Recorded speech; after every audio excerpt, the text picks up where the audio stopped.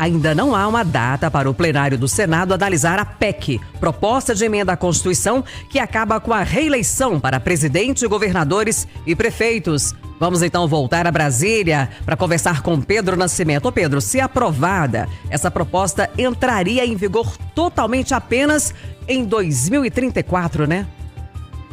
Exato, Kátia. É um prazo que os senadores consideraram razoável, considerando que a gente tem eleições no próximo ano e a gente também tem cargos que foram eleitos recentemente, agora em 2022. Então, a ideia é que essas pessoas que disputaram esses cargos, que ganharam esses cargos em 2022, possam disputar pelo menos mais uma reeleição, o que é o caso do presidente Luiz Inácio Lula da Silva, que está teoricamente em seu primeiro mandato, né? Claro, tem outros 2 mandatos à frente da presidência da República, mas que pela Constituição poderia disputar mais uma eleição. Essa é uma proposta de emenda à Constituição que foi aprovada ontem em uma na Comissão de Constituição e Justiça do Senado. Ainda não há uma data definida para essa proposta ir a plenário, mas ela já está pronta para ir na próxima semana para essa votação.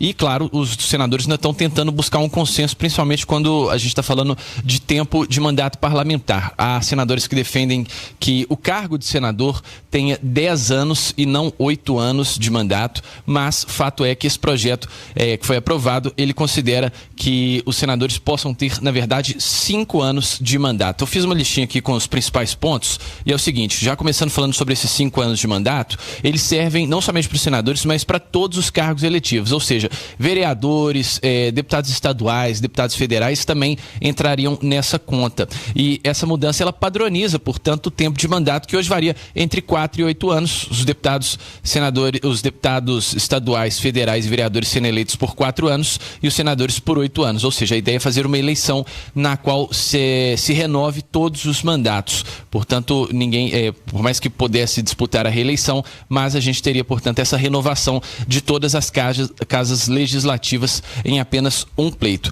O fim do mandato também de 8 anos para os senadores, né? Isso valendo a partir de 2034, os senadores teriam esse mandato de 5 anos, fazendo com que o Senado passasse a ter uma renovação completa, porque hoje o Senado ele tem eleições alternadas, né? Você tem primeiro a eleição de 2 senadores por estado e aí na eleição seguinte você tem a eleição de mais um senador, porque os mandatos são de 8 anos, então eles vão se revezando. A ideia é que a casa se renove por completo, assim como acontece na Câmara dos Deputados.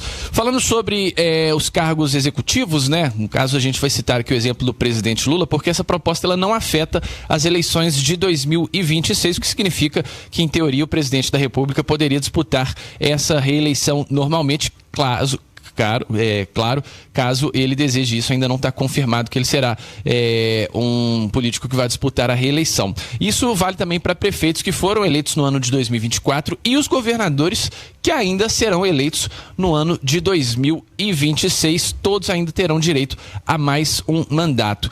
Para ser aprovada, por se tratar de uma PEC, uma proposta de emenda à Constituição, esse texto precisa do apoio de pelo menos 49 senadores em 2 turnos de votação e, claro, se aprovada, a proposta ainda segue para a Câmara dos Deputados para depois seguir para a sanção presidencial, mas é um texto que já está bem adiantado, conforme os senadores aprovaram ontem na Comissão de Constituição e Justiça do Senado. De Brasília, Pedro Nascimento. 7h30.